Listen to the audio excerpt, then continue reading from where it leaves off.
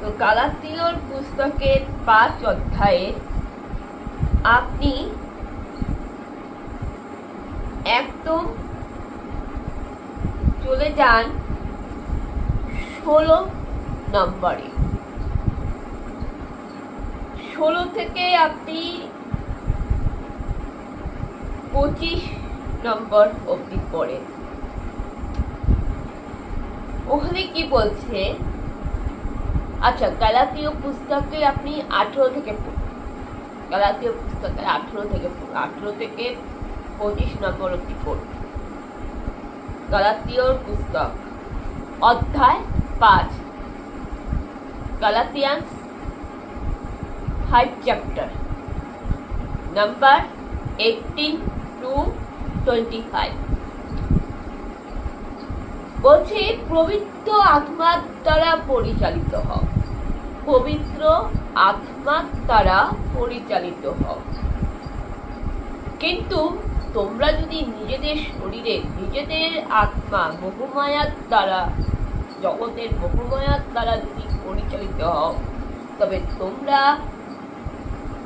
ঈশ্বরের ব্যবস্থার অধীনস্থ নও।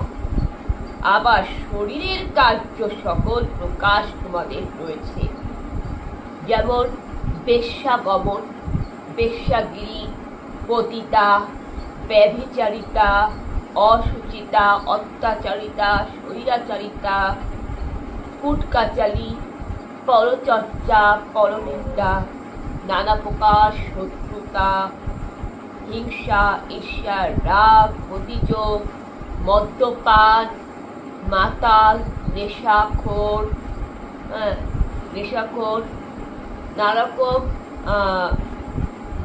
নানারকম সেক্সুয়াল পাপ, সেক্সুয়াল হ্যারাসমেন্ট, সেক্সুয়াল পাপ, বিচ্ছিন্নতা, দলভেদ, অশালীনতা,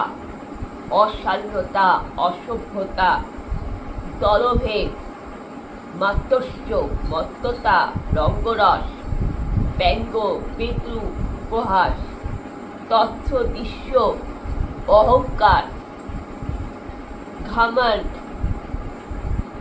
কাউকে ছোট করা, কাউকে অপমান করা, গালাগালি ইত্যাদি হচ্ছে সব থেকে বড় মহাপাপ।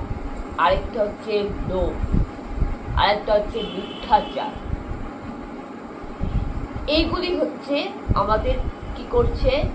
এগুলি পবিত্র আত্মাকে অপমান করছে, পবিত্র আত্মার বিরুদ্ধে কাজ করছে। এটা কি করছে? হৃদয়টাকে নষ্ট করছে। হৃদয়টা ঈশ্বরের সিংহাসন, ঈশ্বরের সিংহাসনটাকে নষ্ট করা হচ্ছে।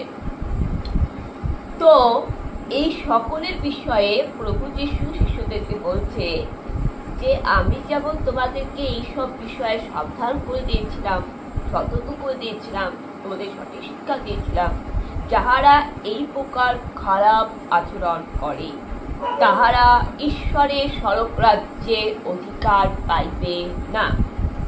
কিন্তু পবিত্র আত্মার ফলাফল কি? কারা পবিত্র আত্মাকে ভালোবাসে? কারা হৃদয়টাকে পরিষ্কার রাখে? যারা কোনোদিন পরচর্চা, পরনিন্দা, সমালোচনা করে না, যারা কোনোদিন স্বৈরাচারিতা, অত্যাচারিতা করে না, যারা কোনোদিন নির্দয় পাষণ্ড নয়, যারা দয়ালু, যাদের মন উদার, কৃপালু, যারা সৎ, সাহসী, যারা আদর্শবাদী, যারা বুদ্ধিমতী, বুদ্ধিমান, সজ্ঞানী, যারা শিক্ষিত, যারা কোনোদিন অসভ্যতামি, সৌজন্যতার সীমা পার করেনি, যাদের মনে ম্যানার্স ম্যাটার রয়েছে, যারা স্বাধীনতা, যাদের মধ্যে লাজ লজ্জা রয়েছে, নম্রতা, সভ্যতা, সৌজন্যতা বোধ রয়েছে, যাদের মধ্যে রুচিবোধ রয়েছে, যারা কোনোদিন ব্যভিচারী করে না, কোনো পরক্রিয়া করে না, যারা কোনোদিন পতিতা নয়, যারা কোনোদিন দেহ ব্যবসা, মধুচন্দ্রিমার মতন খারাপ কাজ করেনি, যারা কোনোদিন বেশ্যা গমন করেনি, যারা বেশ্যাগিরি করেনি, যারা কোনোদিন কুটকাচালি করেনি, যারা অসুচিতা নয়, যারা কোনোদিন সেক্সুয়াল পাপ করেনি, যারা শত্রুতা করেনি, যাদের মধ্যে কোনো হিংসা, ঈর্ষা, রাগ ছিল না, যারা কোনো বিচ্ছিন্নতা করেনি এবং দলবেদ, মদ্যসা, মদ্যপান, অঙ্গিরস, তথ্যদৃশ্য এসব কিচ্ছু করেনি এবং যারা কোনোদিনও হাজারটা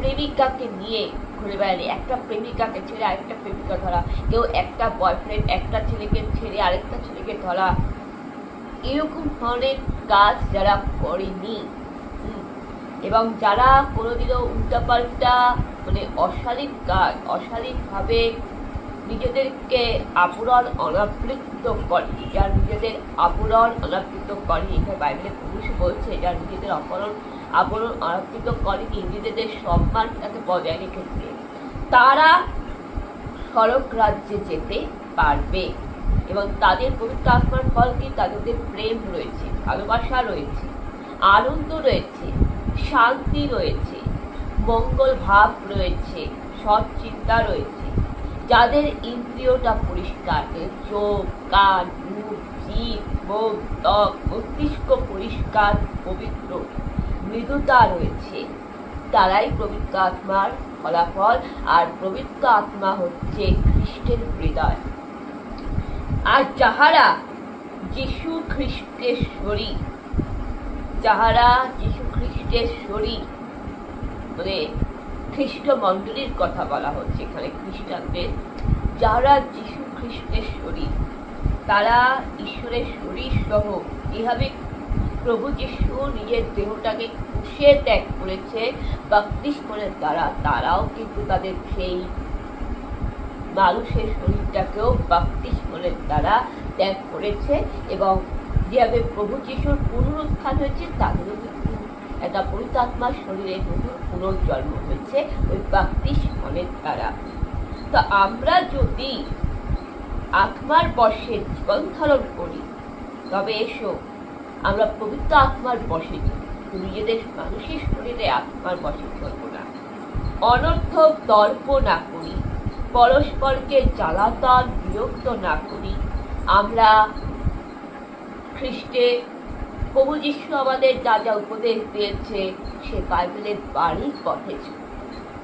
তো এইখানে যখন এইগুলো কথা যখন বলা হয়েছে, তার মানে যারা সোশ্যাল মিডিয়াতে নোংরা ভিডিও পোস্ট করে, যারা সোশ্যাল মিডিয়াতে কাপড় খুলে অনাবৃত হয়ে, কেউ ল্যাংটো হয়ে, কেউ নানা রকমের উল্টাপাল্টা ভিডিও পোস্ট করে, তখন মনে হয় যে তারা পবিত্র আত্মার বিরুদ্ধে কাজ করছে এবং তারা ওই সমস্ত দলে পড়ে যারা সব থেকে পাপ করছে, যারা স্বর্গ রাজ্যে যেতে পারবে না, যারা ঈশ্বরের অধীনস্থ নয়, ঈশ্বরের সন্তান নয়। কেন?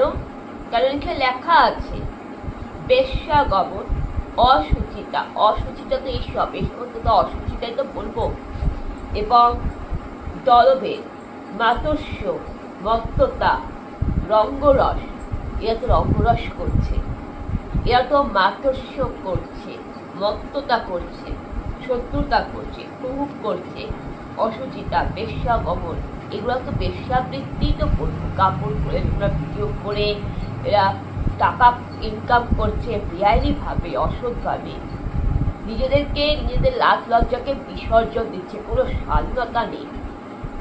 যারা নম্রতা রয়েছে, যেসব মানুষ নম্রতা রয়েছে, কোনো সভ্য মানুষ নিশ্চয়ই ছোট ছোট পোশাক পরে নোংরা ভিডিও বা আপডেট করবে না।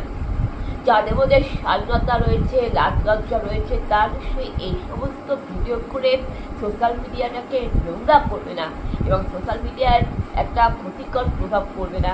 যারা পাবলিককে একটা সোশ্যাল মিডিয়ার প্ল্যাটফর্মে এসে বিরক্ত করবে না, যাদের মধ্যে স্বাধীনতা, লাজ লজ্জা রয়েছে। কিন্তু এদের